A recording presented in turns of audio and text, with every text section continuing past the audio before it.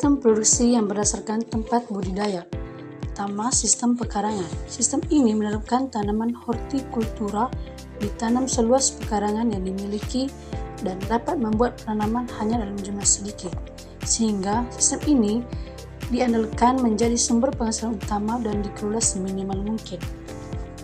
Sistem pekarangan budidaya dan tanaman hortikultura memanfaatkan lahan rumah atau pekarangan secara intensif untuk kebutuhan keluarga, bukan untuk skala besar maupun sumber penghasilan utama.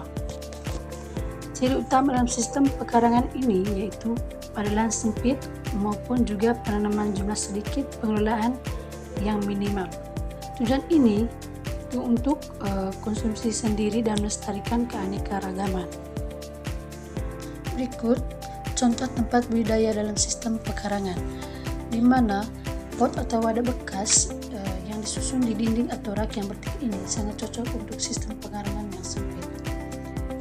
Dan kita juga lihat bahwa di rak segitiga atau piramida yang meningkatkan jumlah wadah tanam tanpa memakan banyak area horizontal dan memudahkan pemeliharaan panen. Penggunaan botol atau wadah bekas yang bisa menghemat biaya atau daur ulang tanaman lainnya seperti tanaman sayur, bunga, dan lain sebagainya. Yang kedua, sistem hutan atau kebun campuran. Tanaman hortikultura ditanam di kebun bersama-sama dengan tanaman lainnya. Pada sistem ini, biasanya ada satu atau dua spesies yang dominan. Pengelolaan yang dilakukan secara minimal, bahkan ada yang hanya dipanen, tapi kualitas hasil tanaman menjadi rendah.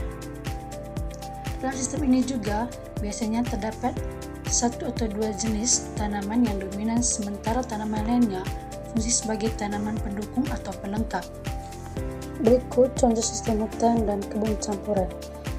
Pada gambar ini, kita bisa lihat bahwa cabai atau sayuran yang ditanam di atas pohonan atau perkebunan lainnya.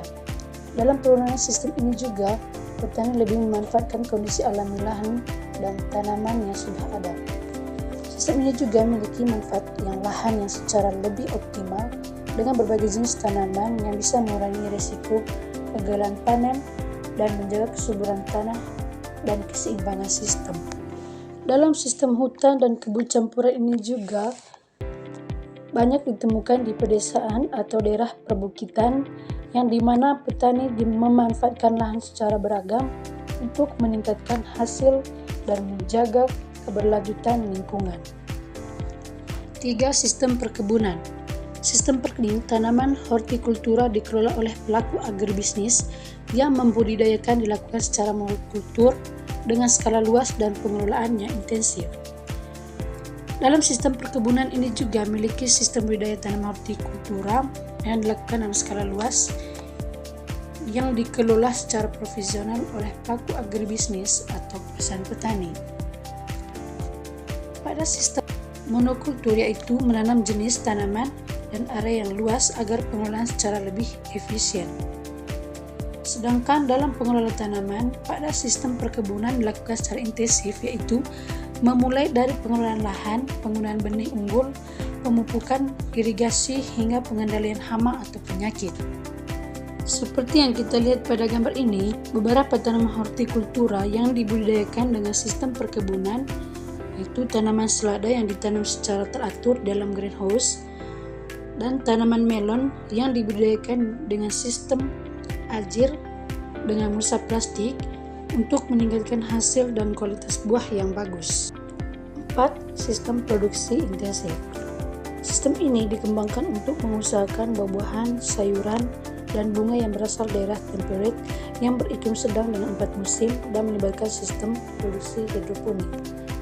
Sistem produksi intensif juga memiliki metode budidaya yang memaksimalkan penggunaan input seperti teknologi, modal, dan tenaga kerja pada lahan yang relatif terbatas untuk mendapatkan hasil yang maksimal. Dalam konteks ini juga, atau dalam hal ini juga, horti di Indonesia, sistem yang sering digunakan untuk memproduksi komoditas yang bernilai ekonomi yang sangat tinggi. Dalam daerah temperate, tanaman daerah yang beriklim sedang memiliki kualitas premium sehingga sulit tumbuh secara alami di iklim tropis Indonesia yang panas dan lembab. Oleh karena itu, perlu menggunakan sistem intensif untuk rekayasa lingkungan dan kontrol hama, contohnya pada buah lemon dan lain sebagainya. Sedangkan dalam sistem produksi intensif yang melibatkan sistem produksi hidroponik seperti pada gambar adalah tulang punggung intensif karena tanpa tanah, efisiensi nutrisi, dan lahan efisien.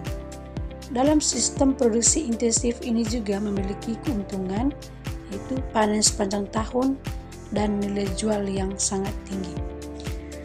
Sistem produksi intensif ini juga bisa meningkatkan dan menghasilkan produksi pangan yang berkualitas tinggi yang sebenarnya tidak cocok dengan iklim asli. Sehingga dengan menggunakan dan menggabungkan teknologi hidroponik dan pengendalian lingkungan, kita bisa memanen sayur premium kapan saja dan tanpa harus menunggu musim.